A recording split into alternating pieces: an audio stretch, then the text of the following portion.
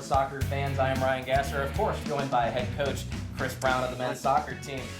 Coach, we'll get right into it. You guys had a pretty decent weekend last weekend. Came away with a 2-0 victory against Spalding University. And although match number 2 didn't go your way, it was still against a very strong Center College team and still a strong showing. What is your analysis of that weekend? Yeah, I mean, we played well over the weekend.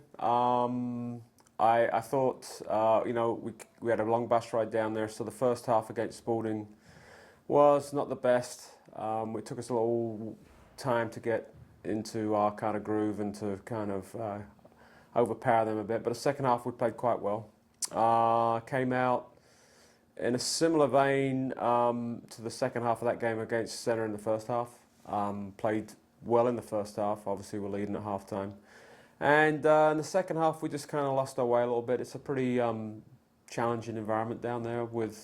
They've got small but loud fans, and there was some pressure on the refs and some other issues. So it was a challenging environment. We just got a little distracted. I mean, we did enough to get a tie out of that game.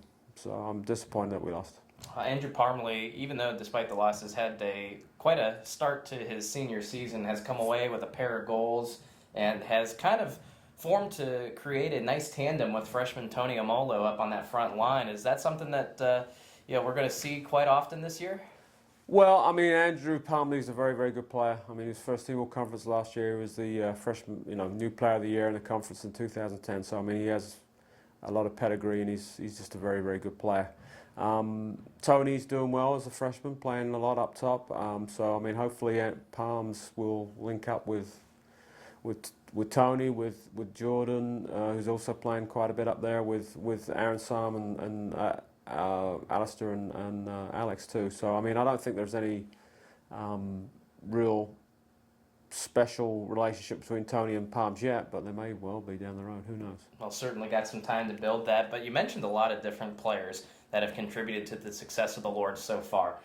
3 different Lords have a pair of goals, and 5 different ones have tallied a score in their stat lines. And so just talk about how you've been able to spread the wealth amongst the lineup to lead to this kind of early success. Well, we've got a pretty deep squad, which has allowed us to rotate players.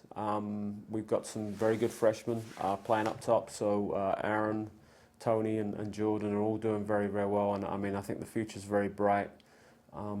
And down the road, we'd like to incorporate a system where we have all 3 of them on the field at the same time. That's a little difficult right now, but certainly I think in future years that's something we'd like to get to. And across the midfield, attacking midfielders, we've got a wealth of talent there. So we've got Andrew Palmer, as you mentioned, but Ray comes in and plays a lot. Nate, Jeremiah, Josh Lee, the freshman, as you know, scored a few goals. And so we've got a good depth of talent of guys who are showing some offensive punch that we've lacked in previous years, so that's kind of nice. Well, you mentioned that you are rotating a lot of the guys around, either in different positions or in different formations. Mm-hmm. Is that part of the challenge that Kenyon Lord Soccer is going to provide to its opponents this season? Yeah, I'm not sure we're going to change the system up. But we're going to try and use as many players as we can so we stay fresh and we can keep the tempo of the games as high as possible. So yeah, I think using as many players as possible that are good enough and playing well enough at this time is something that we would love to do. Well, you mentioned staying fresh. We'll get to that in a moment, but let's take a break and be a little bit more of a worldwide soccer fan and our off-topic topic. You're an England native, so no doubt a soccer fan in your own right for your country as well as just the entire worldwide soccer arena. Columbus area was rocking just this past week with the U.S. qualifier happening down in taking on Mexico, and the U.S. delivers a 2-0 victory and qualifies for the 2014 World Cup.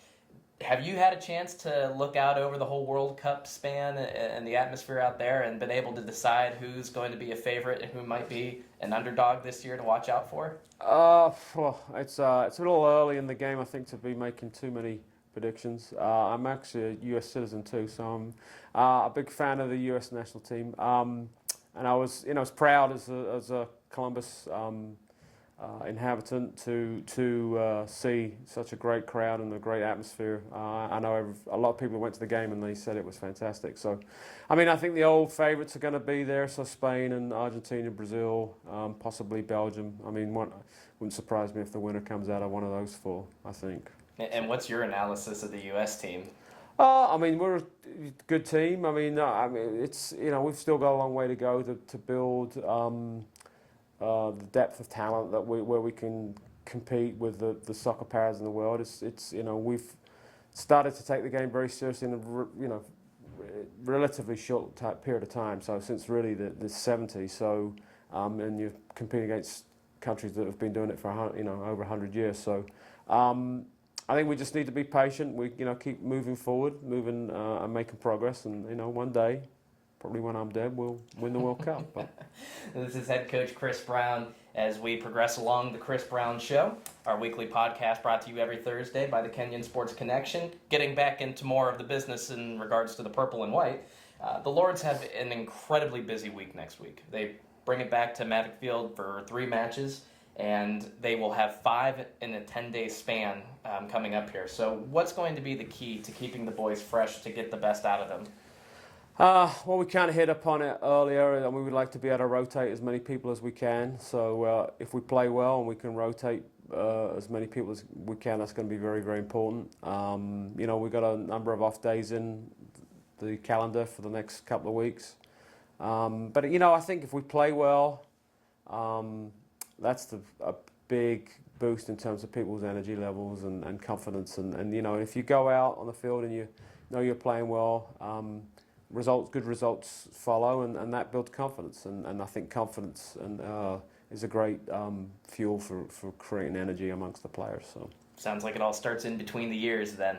It's a big factor, yeah. I mean, I think you can tell yourself you're tired. You can tell yourself you're full of energy. So I think it is a mental thing to some degree, yeah, absolutely. Well, the first challenge comes from the Mount Union Purple Raiders. They're first on the docket. They play you guys this Saturday at 4 p.m. down in Mavic Field.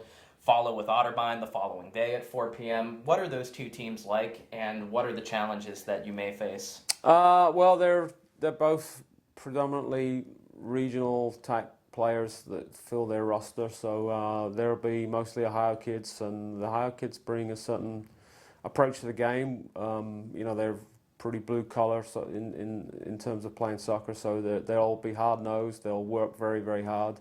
They'll certainly be full of energy, and we'll have 2 tough games with those guys. I mean, they'll just push us hard the whole way, so they won't be easy games. And so when we look at what the team will be putting on display for the first time this season at home, what will we see from a Chris Brown team for the first time with our own very eyes? Well, I hope we see a team that's playing with confidence, a team that plays to a level that we can play, but on a more consistent basis. I'd like to see score lots of goals. I'd like to continue to see it spread across those 8 or 10 players that we mentioned so far. If we play well, everything else will kind of fall into place. So I just like to see us play well, to perform at high levels. If we perform at high levels, the other stuff tends to take care of itself. So. Well, Lord soccer fans and soccer fans in general, make sure to make your way down to Mavic Field this weekend. The first game will be Saturday at home against Mount Union at 4 p.m. And then on Sunday, the Lords will bring it back to Mavic Field again at 4 p.m. against the Otterbein Cardinals. If you want the full schedule, go to athletics.kenyon.edu. Full coverage will be provided at that website as well. For Ryan Gasser, this is Chris Brown for The Chris Brown Show, provided by the Kenyon Sports Connection. Thanks for tuning in.